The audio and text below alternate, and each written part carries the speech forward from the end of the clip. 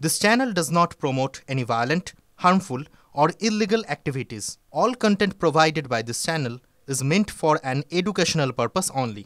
Cancer Healer Center, a new beginning. Suvendu অধিকারীকে মুর্শিদাবাদে ঢুকলে ঘেরার হুঁশিয়ারি দিয়েছিলেন হুমায়ুন কবির। এবার পাল্টা চ্যালেঞ্জ ছুড়লেন বিজেপির বহরমপুর সাংগঠনিক জেলার সভাপতি শাকারাব সরকার। এক মাসের মধ্যে জেলায় বিরোধী দলনেতার কর্মসূচি হবে। হুমায়ুন কি করতে পারেন দেখে নেব, চ্যালেঞ্জ জেলা বিজেপি। তবে হ্যাঁ, এই হুমকির হুঁশিয়ারি রাজনীতিতে পিছু হচ্ছেন না ভরতপুরের তৃণমূল বিধায়ক।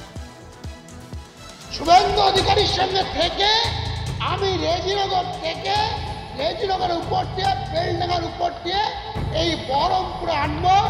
উনি কি করতে পারে আমিও দেখেন। শাকারাব সরকারের কত ক্ষমতা আছে, ও 10,000 লোক জোগাড় করবে সেখানে, তার 4 গুণ লোককে নিয়ে আমি নিজে তার সভা ঘিরে রাখবো। এমনিতেই ফাগুনে আগুন ধরাচ্ছে সূর্য, এবার হুঁশিয়ারি পাল্টা হুঁশিয়ারিতে আরও তাপছে বাংলা। বৃহস্পতিবার শুভেন্দু অধিকারীকে মুর্শিদাবাদে ঢুকলে ঘিরে রেখে দেওয়ার হুঁশিয়ারি দিয়েছিলেন হুমায়ুন কবির।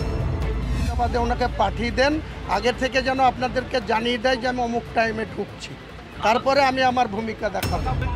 ঘিরে রেখে দেবো, ওই বক্তব্য প্রত্যাহার করে নিয়ে তবে ছাড়ব। এবার পাল্টা চ্যালেঞ্জ ছুড়লেন বিজেপির বহরমপুর সাংগঠনিক জেলার সভাপতি শাকারাব সরকার।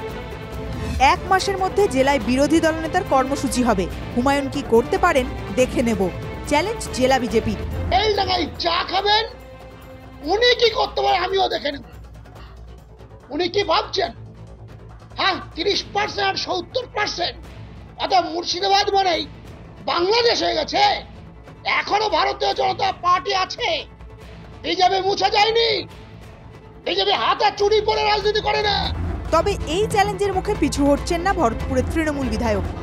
পাল্টা চ্যালেঞ্জ ছুড়ে শুক্রবার তিনি বললেন, শুভেন্দু মুর্শিদাবাদে এসে যত লোক নিয়ে সভা করবেন তার 4 গুণ লোক নিয়ে সভাস্থল ঘিরে রাখবো। কিন্তু অধিকারীর ডেটটা যেন 15 দিন আগে থেকে 10 দিন আগে থেকে বড় বড় করে ফ্লেক্স দিয়ে জানিয়ে দেয় যে অমুক জায়গায় মুর্শিদাবাদের শুভেন্দু অধিকারীর সভা হবে।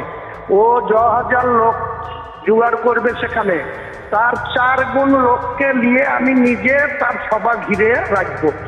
দেখবো কে তাদের উদ্ধার করে। যে চ্যালেঞ্জ করেছি সেই চ্যালেঞ্জ থেকে আমি পিছু হটবো। বিতর্কিত মন্তব্যের জন্য ভরতপুরের তৃণমূল বিধায়ককে শোকজ করেছে দল, কিন্তু তারপরেও স্বমহিমায় হুমায়ুন। হুমকি হুঁশিয়ারিতেই মজে তিনি। কৌশিক ঘোষের রিপোর্ট, TV9 বাংলা।